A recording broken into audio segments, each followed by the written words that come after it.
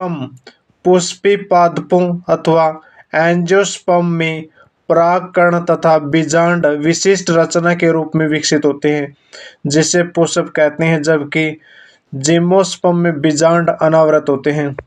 Gymnosperm में बीजांड अनावृत होते हैं। एंजियोस्पर्म पुष्पी पादप हैं। एंजियोस्पर्म पुष्पी पादप है जिनमें बीज फलों के भीतर होते हैं। यह पादपों में सबसे बड़ा वर्ग है। यह पादपों में सबसे बड़ा वर्ग है। उनके श्वास स्थान भी बहुत व्यापक है। इनका माप सूक्ष्मदर्शी जीवों वोल्फिया से लेकर सबसे ऊंचे वृक्ष यूकोलिप्टस 100 मीटर से भी अधिक ऊंचाई तक होता है।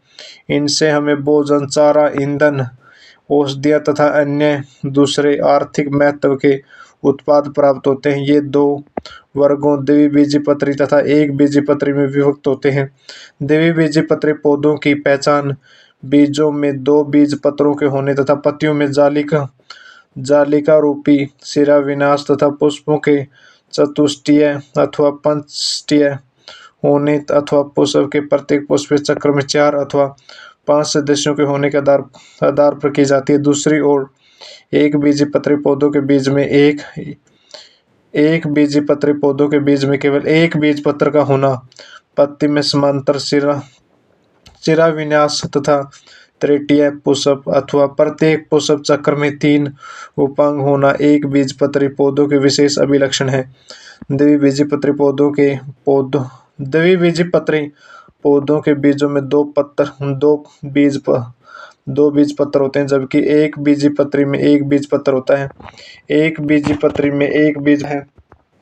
पुष्प में नर लैंगिक अंग पुंकेसर लघु बीजाणु पत्र है। प्रत्येक पुंकेसर में एक पतला तंतु होता है जिसकी चोटी पर पराग कोश होता है। पराग कोश के अंदर पराग मात्र कोशिका अरसूत्रण द्वारा विभाजित होकर लघु बीजाणु बनाती है जो परिपक्व होकर परागकण बनाती है।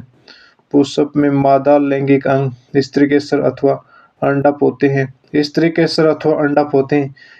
केसर में आधार पर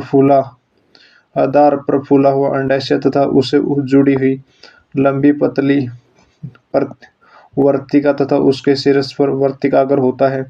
अंडाशय के अंदर अंडाप उपस्थित होते हैं। सामान्य प्रत्येक अंडाशय में एक गुरु बीजाणु मात्र कोशिका होती है जो अरसूत्रण द्वारा विभाजित होकर 4 अगुणित गुरु बीजाणु बनाती है, जिसमें से 3 अविकसित हो जाती है और एक विभाजित होकर भ्रूणकोश बनाती है। प्रत्येक भ्रूणकोश में 3 कोशिका अंड समुच्चय तथा 1 अंड कोशिका तथा 2 सहायक कोशिकाएं, 3 प्रतिव्यासांत कोशिका तथा 2 ध्रुवीय कोशिका होती हैं। 2 क्या होती है ध्रुवीय कोशिका? एंजियोस्पर्म द्विबीजपत्री तथा एक बीजपत्री। एंजियोस्पर्म हो गया द्विबीजपत्री तथा एक बीजपत्री। द्विबीजपत्री तथा एक बीजपत्री। जिम्नोस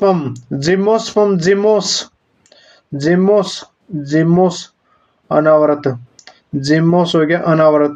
स्पर्म बीज ऐसे पौधे हैं जिनमें बीजांड अंडाशय भित्ति से ढके हुए नहीं होते और ये निषेचन से पूर्व तथा बाद में भी अनावृत ही रहते हैं। जिम्नोस्पर्म में मध्यम अथवा लंबे वृक्ष तथा झाड़ियां होती हैं। जिम्नोस्पर्म का सिकुआ वृक्ष सबसे लंबा है। सिकुआ वृक्ष सबसे लंबा है। इनकी मूल प्राय मूसला मूल होती है। इसके कुछ जीन्स की मूल कवक से सहयोग कर लेती है, जिसे कवक मूल कहते हैं। उदाहरण पाइन्स। जबकि कुछ अन्यों की छोटी विशिष्ट मूल नाइट्रोजन स्थिर करने वाले साइनोबैक्टीरिया के साथ सहयोग कर लेती है, जिसे प्रबाल मूल कहते हैं। उदाहरण के लिए साइकेन्स। इसके तने अशाखित साइकस अथवा शाखित पाइनस सिट्रस होते हैं। इनकी पत्तियां सरल तथा संयुक्त होती हैं। इनकी पत्तियां सरल तथा